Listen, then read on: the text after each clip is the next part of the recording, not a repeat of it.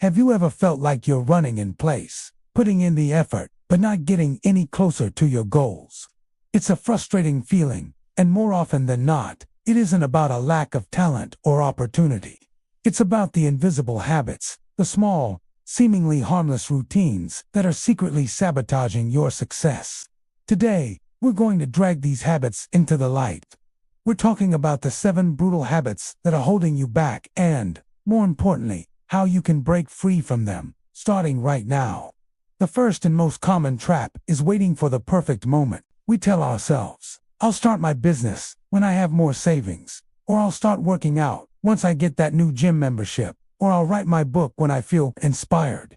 But here's the hard truth. The perfect moment is a myth. It doesn't exist. It's just a sophisticated form of procrastination, an excuse our brains create to avoid the risk of failure or the discomfort of starting something new.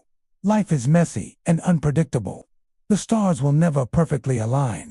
Successful people don't wait for a green light. They build their own traffic signal and decide when it's time to go. The antidote to this habit is simple but powerful. Take imperfect action. Start small. Start now with what you have.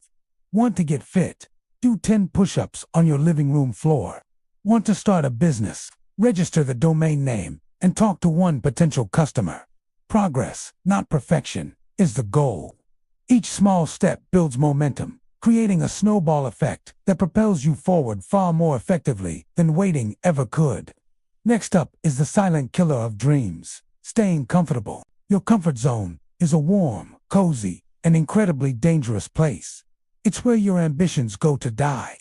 Growth and comfort cannot coexist. Every time you want to level up in life, whether it's learning a new skill, asking for a promotion, or starting a difficult conversation, you have to step outside of what feels familiar and safe. Discomfort is the price of admission to a better life. It's a signal that you're stretching your abilities and pushing your boundaries. Think about it. The first time you rode a bike, you were probably terrified. You wobbled. You fell, but you got back up. That discomfort was the pathway to freedom. To reverse this habit, you need to intentionally seek out discomfort. Make it a daily practice. Take a different route to work. Talk to a stranger. Take a cold shower. Or volunteer to lead a project you're not fully qualified for. Train your brain to see discomfort not as a threat, but as an indicator of growth. The more you lean into it, the bigger your comfort zone becomes, until things that once terrified you become your new normal. Habit number 3 is one we've all been guilty of: blaming others. When something goes wrong, it's so easy to point the finger. My boss is holding me back. The economy is terrible. My family doesn't support me. Blaming the others might provide temporary relief, but it's a massive surrender of power. When you blame someone or something else, you are essentially saying, I am not in control of my own life. You become a passenger, a victim of circumstance, waiting for the world to change for you. Successful people operate from a place of radical responsibility. They understand that while they can't control every event, they can always control their response. They own their mistakes, their shortcomings, and their results. This ownership is where true power lies. The next time you're tempted to blame, stop and ask yourself, what was my role in this? What could I have done differently? And what can I do now to move forward? Shifting from blame to responsibility transforms you from a victim into a creator of your own destiny. Now let's talk about the thief of joy: comparing yourself to others. In the age of social media, this habit has become an epidemic. We scroll through curated highlight reels of other people's lives, their perfect vacations, their promotions, their flawless families, and we compare it to our messy behind-the-scenes reality. This comparison game is unwinnable. It breeds envy, insecurity, and a constant feeling of not being good enough. You are on your own unique journey, with your own unique timeline, strengths, and challenges. Comparing your chapter 1 to someone else's chapter 20 is not only unfair, it's completely pointless. The only person you should be competing with is the person you were yesterday. The solution is to practice gratitude and focus on your own progress.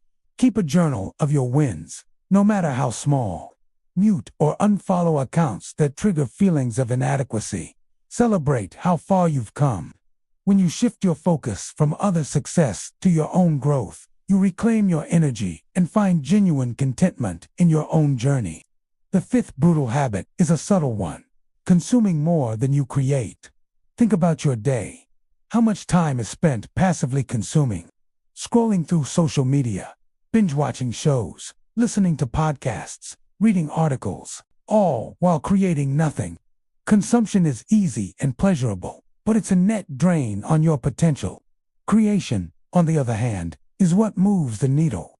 It's writing the code, painting the canvas, building the business plan, recording the video. Creation is active, it requires effort, and it's where all value comes from. Creators are the ones who shape the world, while consumers are simply along for the ride. To fix this imbalance, you need to consciously schedule time for creation. Block it out in your calendar, like a non-negotiable appointment. Start with a creator-to-consumer ratio. For every hour you spend consuming content, spend at least 15 minutes creating something. It doesn't have to be a masterpiece. It could be writing a journal entry, brainstorming ideas, or practicing a skill. The act of creating builds momentum and rewires your brain to be a producer, not just a passive observer.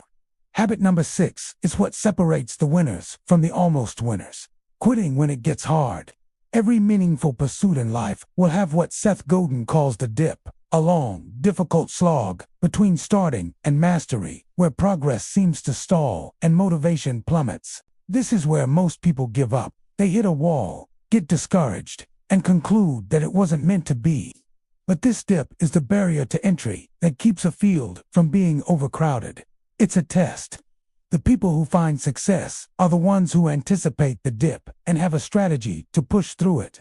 They understand that resistance is a part of the process, not a sign to stop. The key to overcoming this is to reframe your relationship with difficulty.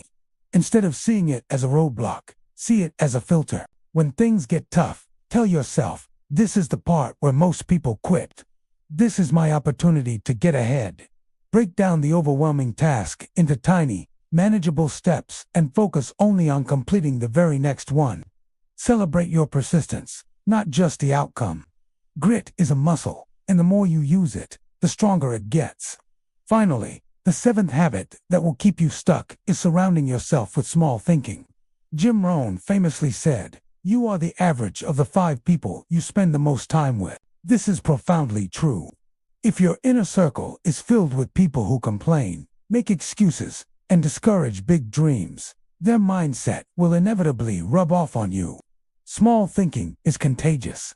It will shrink your ambitions and convince you to play it safe. Conversely, if you surround yourself with people who are ambitious, optimistic, and action-oriented, their energy will elevate you. They will challenge you, support you, and normalize the pursuit of big goals. You need to conduct an audit of your social circle.